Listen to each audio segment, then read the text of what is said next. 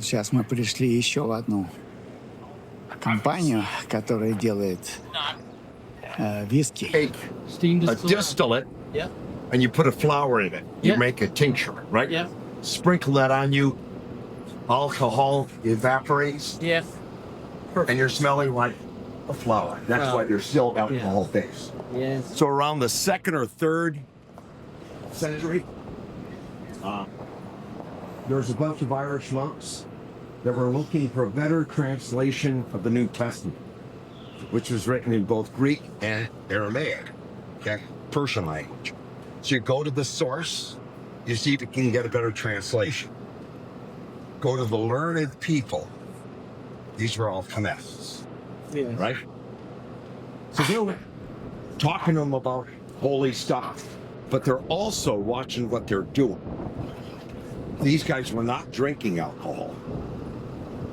Monks did. They were very familiar with beer, wine, and mead. Okay, so they're watching the process, how this whole thing is turning out. So they took the technology back to Ireland, Yeah. and it was produced in monasteries at first. Yes. And they referred to it as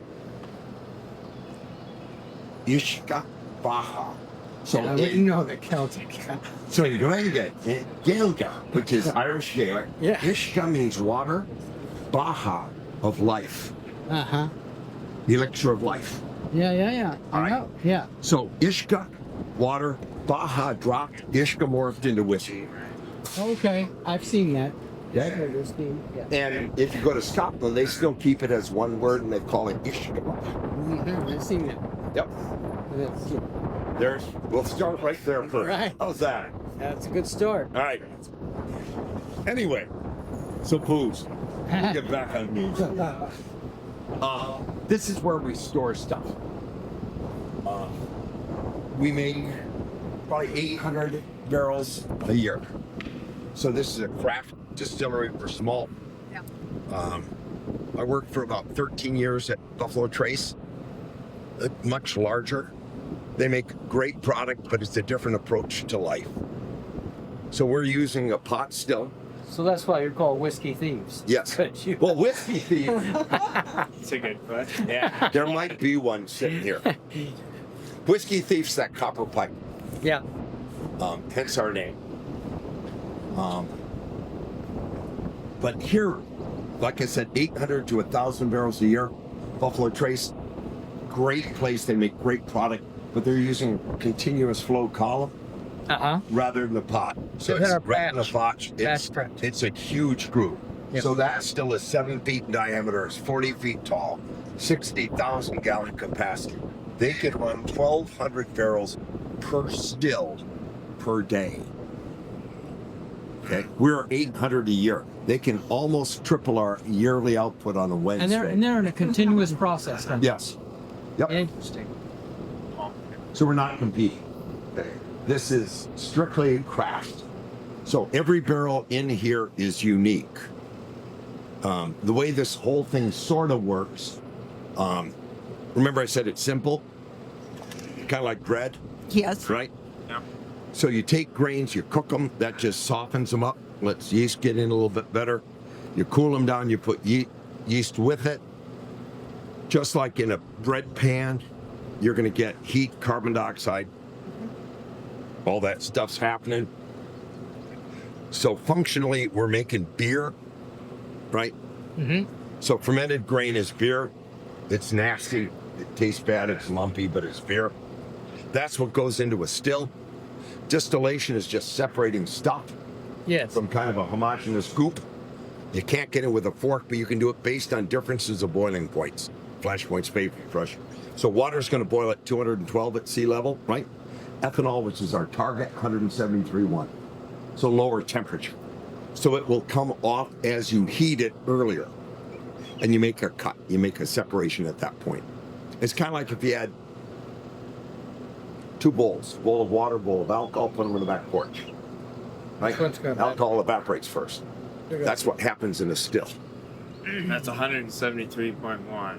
Well, it'll actually start separating earlier, a little bit earlier. You're looking for separation. Okay. So on a pot still, you usually have like, it'll be a pot with an OG, like a copper basketball. Then it goes into like an onion head with a line arm. And that helps control reflux.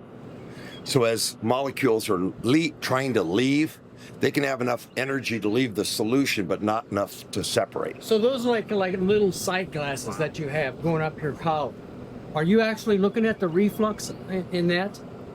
You can, but you really don't need to. Okay. You can bypass. So there's a plate right below each window. There's a plate. Yeah. So the Okay. plate's got holes in it. Yeah. And so if you think about it like individual Individual distillation. yeah. It is. And so you've got a pot going, and then as steam goes through the holes, you're going to deposit a little Yeah. layer of liquid, and that just gives it a little more resistance. And it's so you get a cleaner cut. Yes. And so it's like stacking 6 little stills on top of a big one. Yeah, yeah. And that's what a reflux. Okay. Yeah. Columns. Of course. Yeah. It goes up into that tube Uh-huh. that's designed to be what they call a deflator or a return. So you could do a single pass on that. We don't use it like that. We use it like a shotgun condenser. Okay. Okay. Sure. You use it as a condenser, but you actually could retort. You could if you want it. Okay. We tend not to do that. Okay. So we'll bring it off and it separate relative to the boiling point Gotcha. coming off. And then we run it through that horizontal. Now it's a shotgun condenser. Gotcha. So cold water runs through there, turns from a steam into kind of a mist, and then it comes down right on the right-hand side. I saw that. There's a ram. Yeah, I saw that. So there's cold water, Yeah. and and then that will come out as a liquid. Yeah. Cool. Very, very element. Yeah. Exactly. So stuff separates based on boiling points. So your separation, you can tell the temperature it's going to come off. Or you can tell when it's coming off by the temperature. So if you add, say, water and ethanol, water flowing, ethanol, ethanol is 173.1. This is specific. You can put it on that. Yeah. 195. Yeah. I just made it. Yeah, yeah. Well, on that. As that boils, you're going to start losing ethanol right. As it boils on it. So you now change the ratios and solid side. The temperature will match that. And you can just watch what's coming off and what temperature you're doing. I don't know where to go with distillation. So, hey, alright. Hey, so it's not okay. It's the first stuff that moves on dealing over drink. This is not that kills you. That's nothing awesome. So you got basic, there's it's acetophyl. It's okay. Not at all. It's the stuff that is all over it. No, yeah, and you are. Alright, let me buy something. Alright, now all this is a column still. Okay? So on a column still, you're gonna have a stairwell. You're gonna have a holder for the beer, and it will load the still near the top. It goes through the same kind of perforated plates, right? And it fractionates or separates relative to the distance from the heat. Okay, so if you think of it like petroleum, right? So think natural gas, gasoline, kerosene, diesel, heavy oil, tar, asphalt. Okay, and you got a little hose coming off, and that's how you're going to extract it off. Take your fractions. Yeah, make your cuts. So if you think natural gas, gasoline, that's heads. Asphalt, tar, tails. Middle parts. Yeah. For us, it's a sequential run. Yeah. That helps. Yeah, sure it does. So you take the hearts and you put it in a burn barrel. The law calls it a virgin charred oak container. One time used made on oak on a part. It's just a burn barrel. It's got to be oak, and there's stuff in oak that makes it work better, but it's just burned. Okay. You put it in 53 gallons, 200 liters. It's not going to fill it. There'll be a little air. Stick it out here in the warehouse.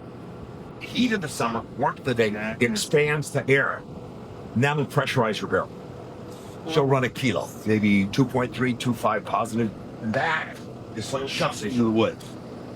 Okay, cool of the night, change the seed, barometric pressure drops, temperature, pressure gradient change, pull a vacuum, suck it back out. So if you think of this more in terms of like a tea bag. Yeah. Okay? What we're making is whiskey tea. We just make it real slow. Okay? You're going to get 60 to 80% of the flavor in the nose and 100% of the color directly from the barrel. So flavors are modified. They change based upon depth that it goes in, frequency, exposure time, and most critically for us, individual barrels. Okay? You can't make two barrels the same. Okay. Trees are different. They're all Quercus alba, American white oak. White oak. The law doesn't require it to be. The law just says oak. You can use Quercus alba, you can use Quercus rubra, red oak. You could use Moussant, French oak. You price yourself out of business.